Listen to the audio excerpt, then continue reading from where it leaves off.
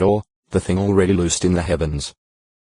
A translation by Charles B. Williams here reads, "Whatever you forbid on earth must be what is already forbidden in heaven, and whatever you permit on earth must be what is already permitted in heaven."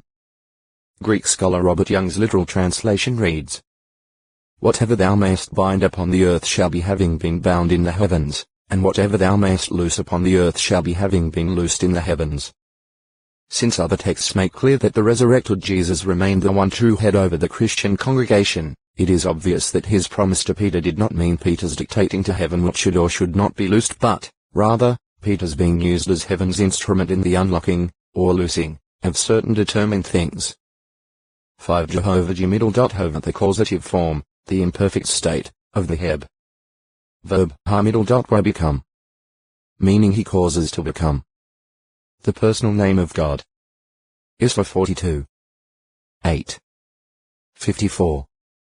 5. Though scripturally designated by such descriptive titles as God, Sovereign Lord, Creator, Father, the Almighty, and the Most High, his personality and attributes, who and what he is, are fully summed up and expressed only in this personal name. PS 83. 18. Correct pronunciation of the divine name. Jehovah is the best known English pronunciation of the divine name, although Yahweh is favored by most Hebrew scholars. The oldest Hebrew manuscripts present the name in the form of 4 consonants, commonly called the tetragrammaton from Greek to Middle Dotra, meaning 4, and gramma, letter.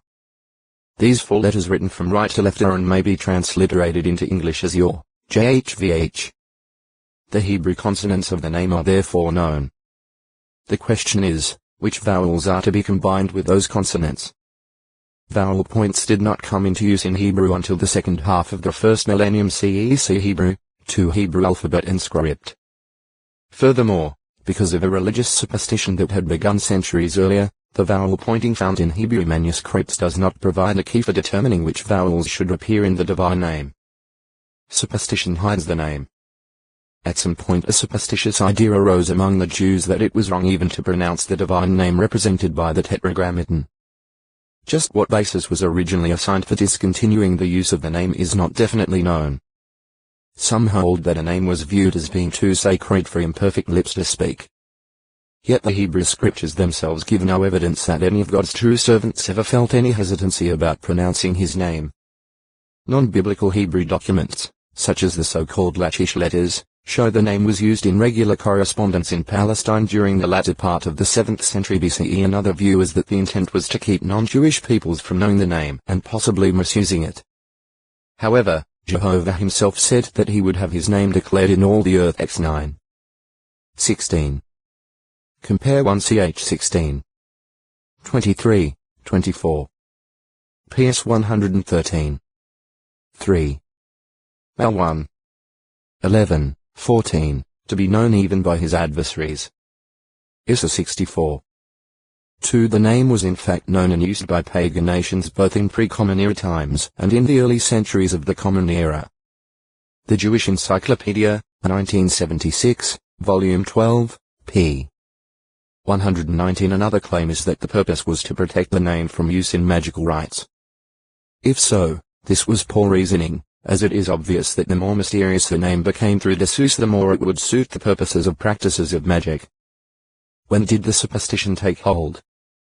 Just as the reason or reasons originally advanced for discontinuing the use of the divine name are uncertain, so, too, there is much uncertainty as to when this superstitious view really took hold. Some claim that it began following the Babylonian exile 607-537 BCE.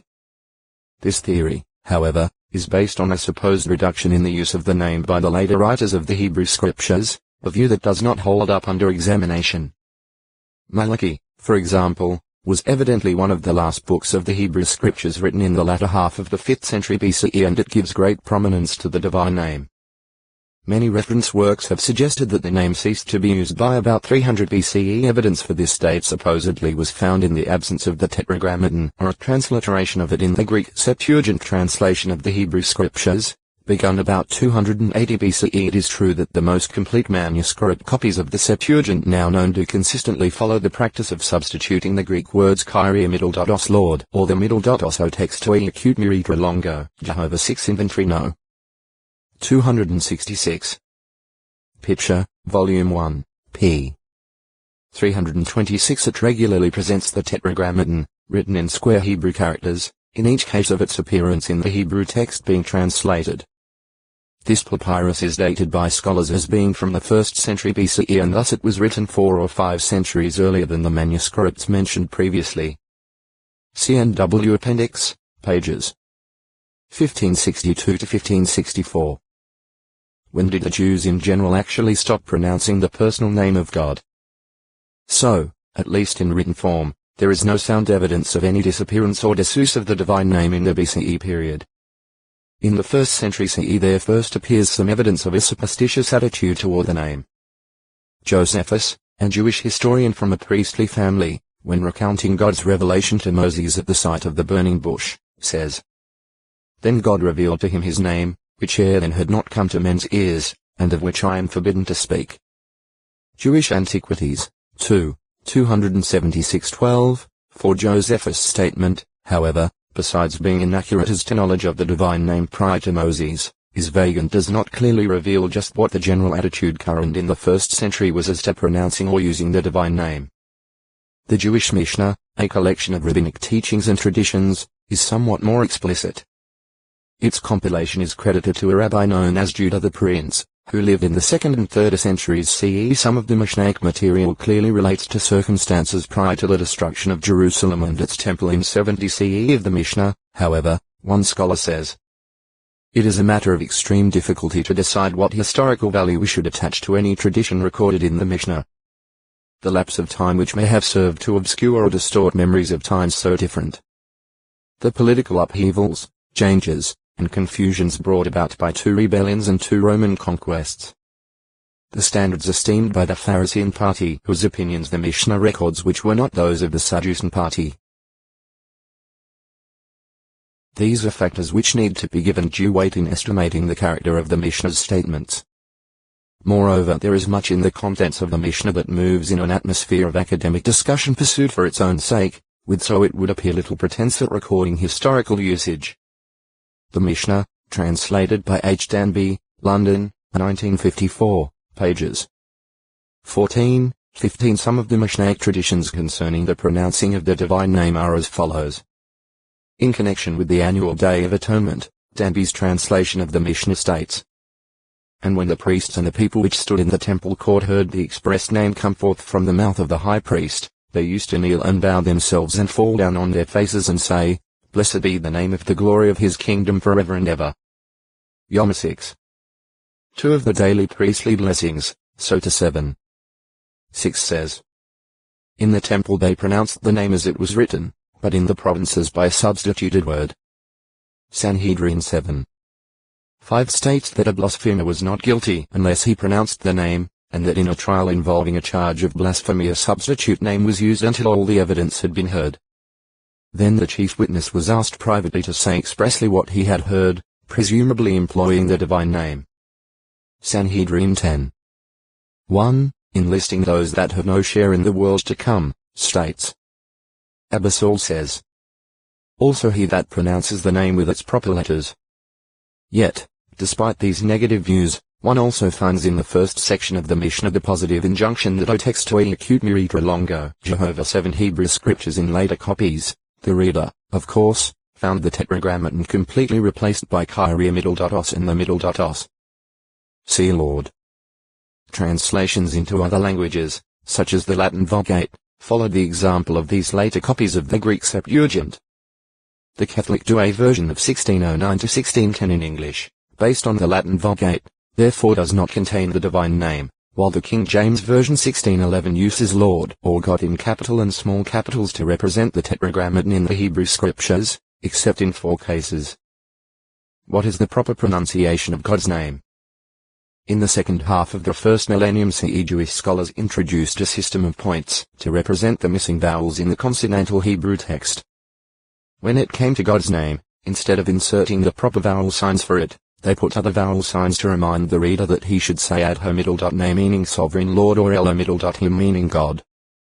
The Codex Leningrad B19a, of the 11th century CE vowel points the tetragrammaton to read Ua, Ui, and Iho-wa.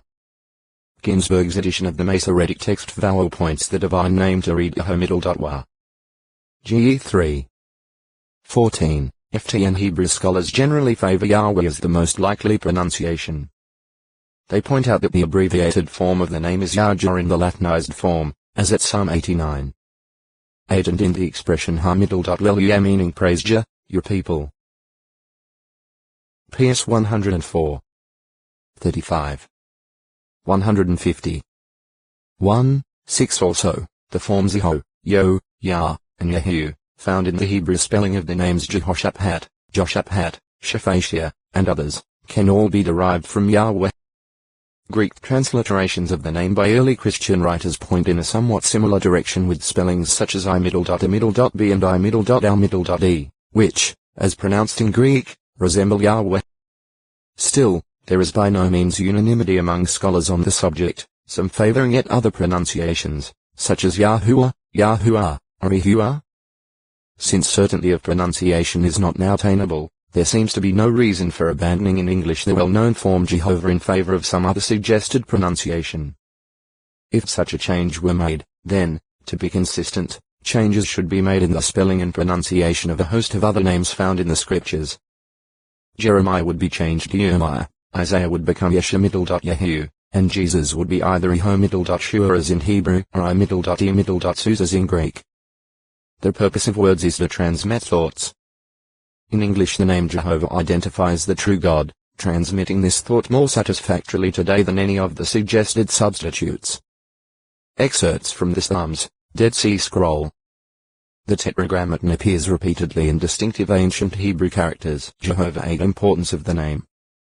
Many modern scholars and Bible translators advocate following the tradition of eliminating the distinctive name of God. They not only claim that its uncertain pronunciation justifies such a course,